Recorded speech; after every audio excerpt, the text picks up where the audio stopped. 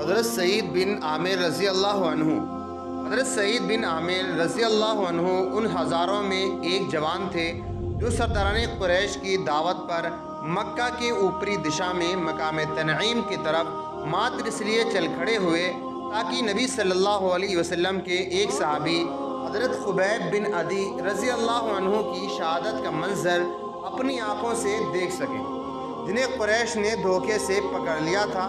اس کی ابھرتی ہوئی جوانی سے اسے اس قابل بنا دیا تھا کہ لوگوں کے کندھے پھلانگتا ہوا ابو سفیان بن حرب اور صفوان بن امیہ ایسے سرداران قریش کے برابر کھڑا ہو سکے۔ وہاں ان دونوں کے سوا اور بھی عرب کے جوان مرد موجود تھے جو اگلی صفوں میں بیٹھے ہوئے تھے۔ اسے اس طرح یہ اوسر ملا کہ قریش کے اس قیدی کو اپنی آنکھوں سے بندھا ہوا دیکھ سکے۔ اس نے اس منظر کا مشاہدہ کیا کہ عورتیں، بچے اور جوان سب اسے موت کی وادی کی طرف ڈھکیل رہے ہیں۔ ان کا مقصد یہ تھا کہ اس صحابی رسول علیہ السلام کو شہید کر کے نبی صلی اللہ علیہ وسلم سے بدلہ لیں اور یوں بدر میں مارے جانے والوں کی رسوائی کا بدلہ چکائیں۔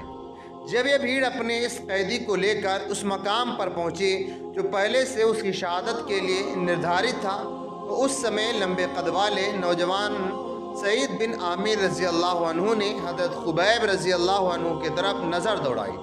سرداران قریش اسے کھینچتے ہوئے پھانسی کے پھندے کی طرف لے جا رہے تھے۔ اس نے عورتوں اور بچوں کی چیخ و پکار اور شور میں ایک وقار سے بھری اور پرسکون آواز سنی۔ حضرت خبیب رضی اللہ عنہ فرما رہے تھے، اگر تمہارے لیے ممکن ہو تو مجھے مرنے سے پہلے 2 رکعت نماز پڑھ لینے کی مہلت دو۔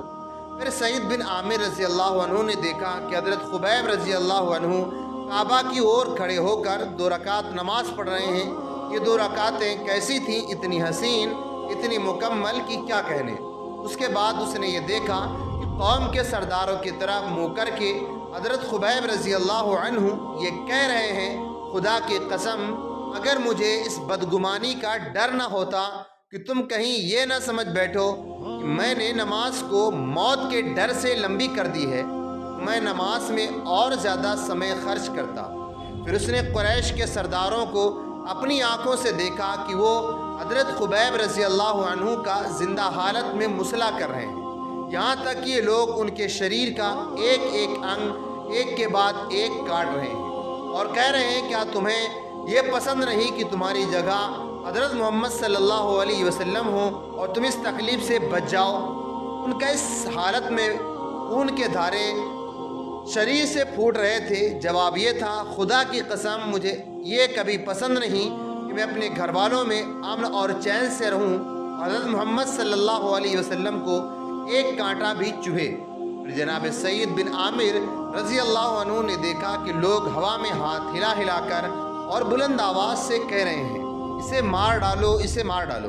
اس کے بعد انہوں نے حضرت خبیب رضی اللہ عنہ کو دیکھا کہ وہ پھانسی کے تختے پر اپنی نظریں آسمان کی طرف اٹھائے ہوئے اللہ تعالیٰ سے یہ دعا کر رہے ہیں، الہی ان سب ظالموں کو گن لے اور انہیں تباہی کا مزہ چکھا اور ان میں سے کسی کو معاف نہ کر۔ یہ کہہ کر انہوں نے زندگی کی آخری سانس لی۔ یہ وہ لمحہ تھا جب ان کا شریر تلوار اور نیزوں کے واروں سے چور چور تھا اور اتنے گھاؤ کھا چکا تھا کہ جن کی گنتی نہیں کی جا سکتی۔ قریش آخر مکہ واپس لوٹ آئے اور اس کے بعد پیش آنے والی بڑی بڑی سنگین جنگوں کے حملوں میں حضرت خبیب رضی اللہ عنہ اور ان کی شہادت کی گھٹنا کو ایک دم بھلا بیٹھے۔ لیکن اس نوجوان سعید بن عامر رضی اللہ عنہ کے دل سے ایک لمحے کے لیے بھی حضرت خبیب رضی اللہ عنہ کو شہادت کا منظر اوجھل نہ ہوا، یہاں تک کہ یہ جب بھی سوتے تو سپنے میں یہ منظر برابر دکھائی دیتا اور جاگتے تو تصور میں یوں محسوس ہوتا جیسے کہ پھانسی کے تختے کے آگے حضرت خبیب رضی اللہ عنہ پورے اطمینان کے ساتھ 2 رکعت نماز ادا کر رہے ہیں۔ یہی نہیں بلکہ ان کی درد بھری آواز جیسے ان کے کانوں میں گونج رہی ہو اور قریش کے خلاف بد دعا میں مگن ہے، اور یہ سوچ کر ان کا کلیجہ دہل جاتا ہے کہ کہیں آسمان کا کڑکا ان کو آ نہ لے یا آسمان سے پتھر گر کر ان کو تباہ نہ کر دیں۔ حضرت خبیب رضی اللہ عنہ نے شہادت پا کر جناب سعید رضی اللہ عنہ کو وہ کچھ سکھا دیا جس کا انہیں پہلے کوئی پتہ نہ تھا۔ انہیں سکھایا کہ حقیقی زندگی عقیدے کی راہ میں آخری نرنترن جہاد کرنے کا نام ہے۔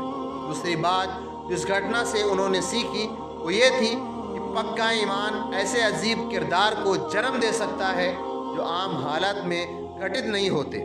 اس کے علاوہ انہیں اس حقیقت کا بھی احساس ہوا کہ وہ ویکتی جس سے اس کے ساتھی اتنی محبت کرتے ہیں اس پر جان نچھاور کر دیں، بلا شبہ اللہ کا سچا رسول صلی اللہ علیہ وسلم ہے، جن کی مدد کے سامان آسمان کی طرف سے اپلبدھ ہوتے ہیں۔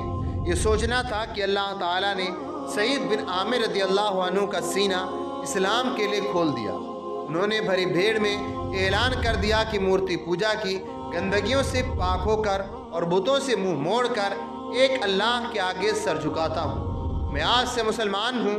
حضرت سعید بن عامر رضی اللہ عنہ نے مکہ میں رہنا چھوڑ دیا اور مدینہ منورہ کی اور رسول اللہ صلی اللہ علیہ وسلم کی سنگت میں رہنے لگے۔ خیبر اس کے بعد ہونے والے غزوات میں شرکت کا غورو حاصل کیا۔ جب نبی اکرم صلی اللہ علیہ وسلم نے اپنی پالنہار کی رحمت کی طرف کوش کیا، اس سمے آپ صلی اللہ علیہ وسلم حضرت سعید بن عامر سے ان کی خدمت کی وجہ سے خوش تھے۔ آپ کے بعد حضرت ابو بکر رضی اللہ عنہ اور حضرت عمر رضی اللہ عنہ کے ہاتھوں میں حضرت سعید بن عامر رضی اللہ عنہ ننگی شمشیر بن کر رہے اور ایسی زندگی بسر کی جو مسلمانوں کے لیے کردار کا انوکھا نمونہ ثابت ہوئی، جنہوں نے دنیا کو بیچ کر آخرت کا سودا کیا اور اللہ تعالیٰ کی رضا کو اپنی اچھاؤں کے مقابلے میں پہلے جانا۔ رسول اللہ صلی اللہ علیہ وسلم کے دونوں خلیفے حضرت سعید بن عامر رضی اللہ عنہ کی سچائی اور تقویٰ کو وہ اچھی طرح جانتے تھے، بلکہ ان کی نصیحتوں کو دھیان سے سنتے اور ان کی ہر بات پر کان دھرتے۔ جناب سعید بن عامر رضی اللہ عنہ عمر رضی اللہ عنہ کے پاس اس سمے تشریف لائے جب کہ وہ خلافت کے پد پر براجمان ہوئے ہی تھے۔ آپ صلی اللہ علیہ وسلم نے فرمایا، اے عمر، میں تمہیں اس بات کی وصیت کرتا ہوں کہ لوگوں کے معاملے میں اللہ تعالیٰ سے ڈرتے رہنا اور اللہ تعالیٰ کے بارے میں لوگوں سے کبھی نہ ڈرنا، اور یہ کہ تمہارے کرنی کتھنی میں فرق کبھی نہ ہونا چاہیے، اس لیے کہ انسان کی بہترین باتیں وہی ہوتی ہیں جس کی پشٹی اس کا کردار کرے۔ اے عمر رضی اللہ عنہ، اللہ تعالیٰ نے جن مسلمانوں کو تمہیں نگراں بنایا ہے ان کے معاملات کی طرف خاص دھیان دیتے رہنا، ان کے لیے وہی پسند کرنا جو سوئیں خود اپنے اور اپنی اولاد کے لیے پسند ہو، اور ان کے لیے ہر چیز کو ناپسندیدگی کی نظر سے دیکھنا جو تمہیں اپنی ذات اور اپنے گھر والوں کے لیے ناپسند ہو۔ سختیوں کا سامنا کرنے سے نہ گھبرانا اور رائے حق پر مضبوطی سے جمے رہنا، اور حق کی راہ میں کسی بھی نندا کرنے والے کی نندا کو خاطر میں نہ لانا۔ حضرت عمر رضی اللہ عنہ نے فرمایا، سعید، بھلا کس میں یہ ہمت ہے کہ ان ذمہ داریوں میں پورا اتر سکے؟ سعید رضی اللہ عنہ نے فرمایا، آپ اس کے لائق ہیں، آپ ان لوگوں میں سے ہیں جن کو اللہ تعالیٰ نے امت محمدیہ کی نگرانی کا کام سونپا ہے۔ آپ اس ایسے شخص ہیں کہ اللہ تعالیٰ کے ہاں آپ سے زیادہ کوئی اس کا حقدار نہیں۔ اس موقع پر حضرت عمر رضی اللہ عنہ نے جناب سعید رضی اللہ عنہ کو اپنی مدد کے لیے دعوت دی اور فرمایا، اے سعید، ہم تمہیں علاقے حمص کا گورنر مقرر کرتے ہیں۔ انہوں نے اس کے جواب میں فرمایا، اے عمر رضی اللہ عنہ، اللہ کا واسطہ ہے مجھے اس آزمائش میں نہ ڈالیے۔ حضرت عمر رضی اللہ عنہ نے اس پر ناراض ہو کر فرمایا، بڑے افسوس کی بات ہے کہ تم نے خلافت کا بار اکیلے میری گردن پر ڈال دیا اور خود اس سے الگ تھلگ ہونے کی کوشش کر رہے ہو۔ خدا کی قسم، میں چھوڑنے والا نہیں۔ اس کے بعد ان کو صوبہ حمص کا گورنر مقرر کر دیا اور ارشاد فرمایا، کیا تمہارے لیے ہم کچھ تنخواہ مقرر نہ کر دیں؟ اس پر حضرت سعید نے کہا، امیر المومنین، میں تنخواہ لے کر کیا کروں گا؟ بیت المال سے جو کچھ مجھے ملتا ہے وہ بھی میری ضرورت سے زیادہ ہے۔ یہ کہا اور حمص کی طرف چل دیے۔ کچھ سمے بعد حمص والوں میں سے قابل بااثر لوگوں پر مشتمل ایک جماعت امیر المومنین حضرت عمر رضی اللہ عنہ کی خدمت میں حاضر ہوئی۔ آپ نے ان کو حکم دیا، تم لوگ مجھے ان لوگوں کے نام لکھ کر دو جو تم میں نردن و غریب ہیں، تاکہ मैं उनकी माली मदद कर सकूं। उन्होंने आपकी खिदमत में एक दस्तावेज़ पेश की। आप क्या देखते हैं? उस सूची में हज़रत सईद बिन आमिर का नाम भी लिखा है। आपने मालूम किया। फरमाया, कौन से सईद बिन आमिर? उन्होंने फरमाया, हमारा गवर्नर। फरमाया, आपका गवर्नर गरीब है? उन्होंने कहा, जी हाँ। खुदा की कसम, कई कई दिन उनके चूल्हे में आग नहीं जलती। ये सुनना था कि हज़रत उमर रज़ी अल्लाह अन्हु आपसे आप रो पड़े और इतना रोए कि आपकी दाढ़ी मुबारक आंसुओं से भीग गई।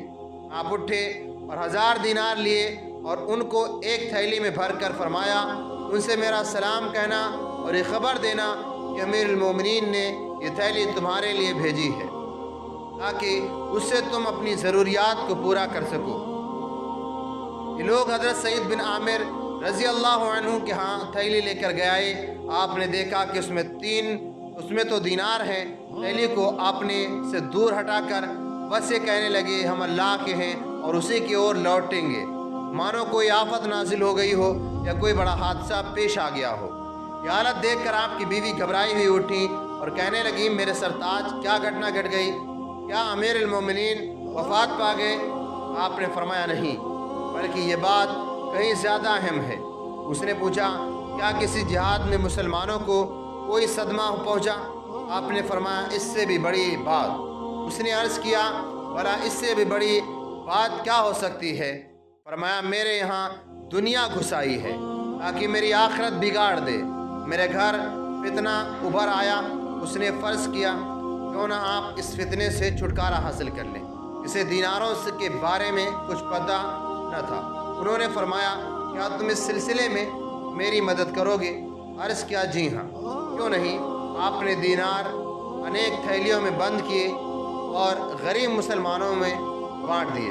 इस घटना को ज़्यादा समय न गुजरा था कि हज़रत उमर रज़ी अल्लाह अन्हु शाम तशरीफ़ लाए।